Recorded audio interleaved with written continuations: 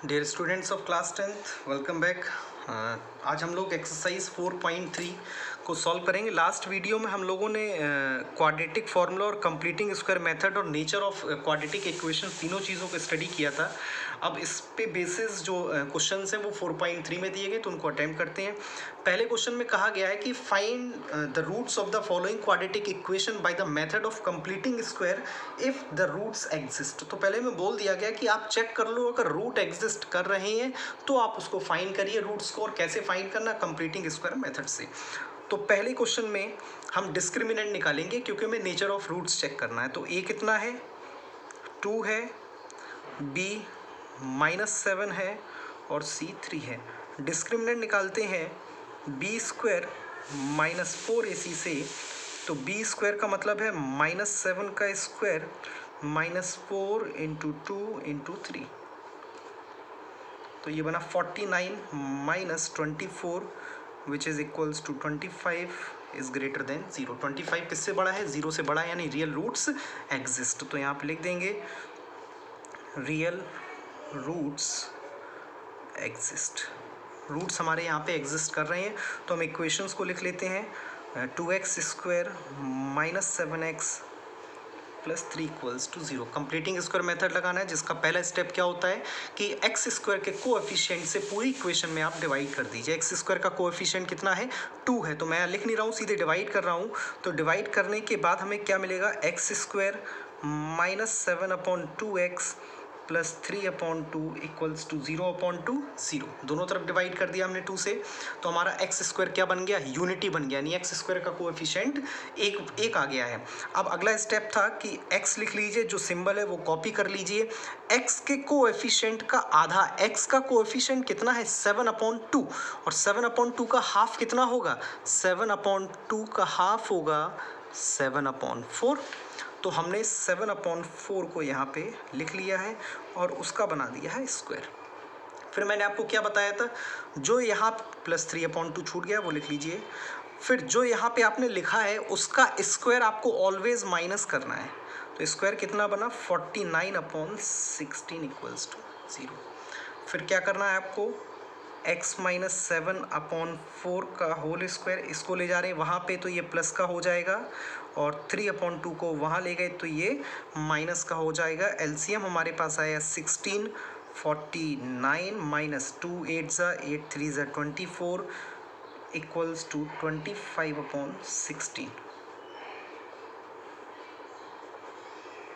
अब स्टूडेंट्स यहाँ से स्क्वायर हटाएंगे तो यहाँ पे क्या आ जाएगा? अंडर रूट आ जाएगा, यानी x -7/4 = ±5/4।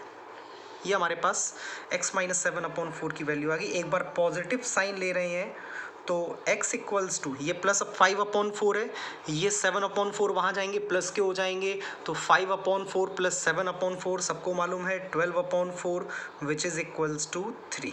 एंड अब के ले रहे हैं नेगेटिव। क्या ले रहे हैं? नेगेटिव। तो -5/4 यहाँ पे है, 7/4 प्लस के वहाँ पे जाएंगे तो प्लस के 2/4 बचेंगे, यानी x की वैल्यू 1/2। तो आई थिंक ये क्वेश्चन क्लियर हो गया होगा। अब हम सभी के डिस्क्रिमिनेंट निकाल के यहाँ देख ले रहे हैं। इसका डिस्क्रिमिनेंट निकालेंगे तो आएगा 1 - 2 2 4 4 16 17। इसके भी डिस्क्रिमिनेंट पॉजिटिव है, यानी इसके भी रूट्स एग्जिस्ट कर रहे हैं। अब इसको आप स्वयं करिएगा। ये क्वेश्चन मैं इसलिए बता देता हूँ कि क्योंकि यहाँ पे अंडर रूट आया है। तो इस क्वेश्चन को लिख लेते हैं 4x² + 4√3x + 3 = 0। तो यहाँ पे डिस्क्रिमिनेंट निकालते हैं। डिस्क्रिमिनेंट होता है b² -4ac।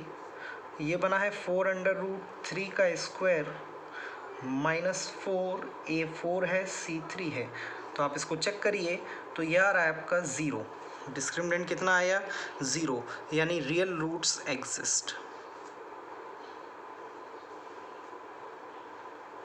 इसके रूट्स कैसे होंगे? रियल होंगे। अब चूंकि रियल रूट्स एग्जिस्ट कर रहे हैं तो हम इसमें कंप्लीटिंग स्क्वायर मेथड लगा सकते हैं।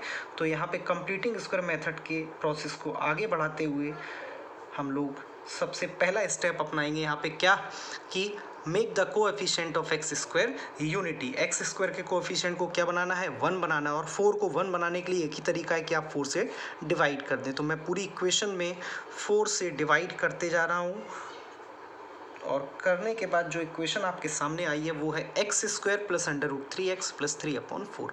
अगला स्टेप आपको मालूम है, एक्स स्क्वायर का x लिख लेना है, जो सिंबल है प्लस या माइनस वो लगा देना है, x के कोएफिशिएंट का हाफ कर देना, और x का कोएफिशिएंट रूट 3 है, और रूट 3 का हाफ होगा अंडर रूट 3/2, और उस पर चढ़ा देना है होल स्क्वायर प्लस 3/4। फिर आपने जो यहाँ पे लिखा है, चाहे वो प्लस हो चाहे वो माइनस हो, उसका स्क्वायर ऑलवेज माइनस करना, और अंडर रूट 3/2 का स्क्वायर कितना होता है, 3/4। हमने उसको माइनस कर दिया है।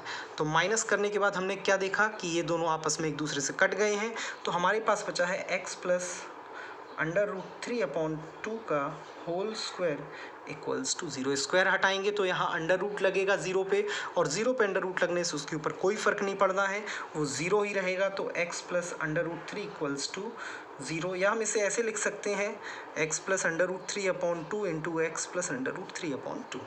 तो हमारे पास यहाँ से अगर हम यहाँ पे अंडर रूट लगा देते और तो x की केवल एक ही वैल्यू निकलती, x equals to minus root 3/2। तो आप कहते हैं कि सर इक्वेशन तो क्वाड्रेटिक है लेकिन वैल्यू एक निकल रही है। तो आप जरा डिस्क्रिमिनेंट को देखिए, डिस्क्रिमिनेंट कितना आया है, 0, और इसमें क्या होता है, real roots exist and both are equal, और जो दोनों रूट्स होते हैं बोथ रूट्स आर सेम, दोनों एक जैसे होते हैं, दोनों की वैल्यू सेम होती है। तो यहाँ पे x की वैल्यू कितनी आई है, पहली वैल्यू माइनस रूट 3/2 और दूसरी वैल्यू भी minus root 3/2। I hope question clear हो गया होगा। ऐसे हम किसी भी क्वेश्चन में कंप्लीटिंग स्क्वायर मेथड लगा सकते हैं।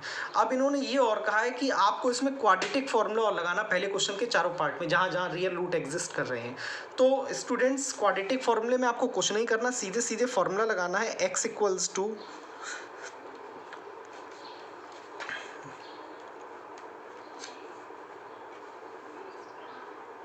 तो यहाँ सीधी सीधी वैल्यू रखनी है, एक बार पॉजिटिव साइन लेना, एक बार नेगेटिव साइन लेना, आपका आंसर आ जाएगा। तो ये बहुत इजी है, इसलिए मैं अब इस क्वेश्चन को दोबारा नहीं बता रहा हूँ। आगे बढ़ते हैं अगले क्वेश्चन की तरफ। तो अगला क्वेश्चन हमारे पास क्वेश्चन नंबर 3 है, जिसमें कहा गया है कि solve for x.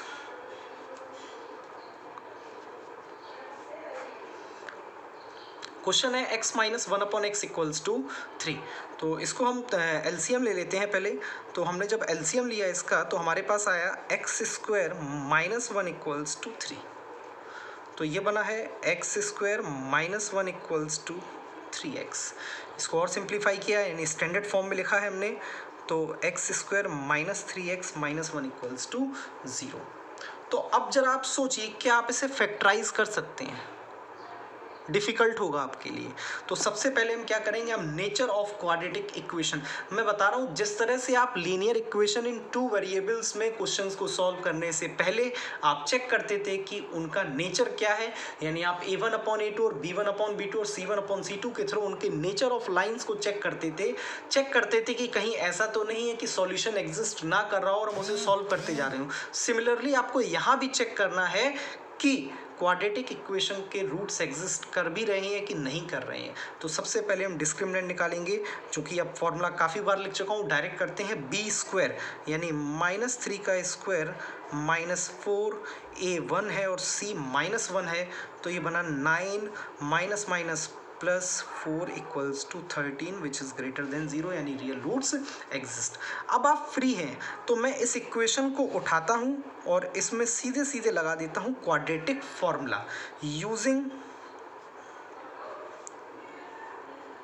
Quadratic formula. तो देखिए क्या अहमियत है क्वाड्रेटिक फॉर्मूला की, कि जिन इक्वेशंस को आप फैक्टराइज नहीं कर पा रहे हो, जो जिन्हें फैक्टराइज करने में दिक्कत आ रही है, उसके लिए एक सरल चीज़ है कि क्वाड्रेटिक फॉर्मूला लगाइए और आपको x की वैल्यू तुरंत मिल जाएगी। तो यहाँ पे x equals to quadratic formula लिख लेते हैं, -b plus minus under root b square -4ac upon 2a। तो -b कंपैरिजन आपका ध्यान से रहे साइन के साथ, कुछ लोग b को 3 लिख जाते हैं, जबकि b है कितना -3, a कितना है प्लस का 1, c कितना है माइनस का 1। तो -b का मतलब हो गया minus under root b square, मतलब -3 का स्क्वायर -4a सी है -1 अपॉन 2a यानी 2 1 सा 2। तो ये बना 3 प्लस माइनस √13 अपॉन 2।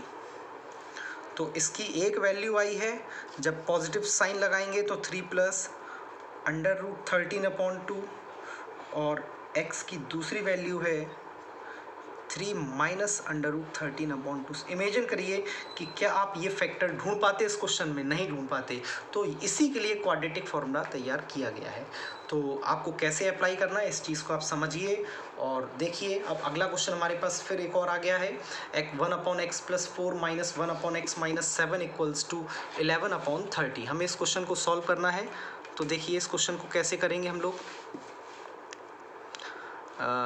इस क्वेश्चन में सबसे पहले हमने एलसीएम ले लेना है। तो हम लोग एलसीएम ले रहे हैं। यहाँ पे एलसीएम कितना आ रहा है हमारे पास, x प्लस 4 और x माइनस 7।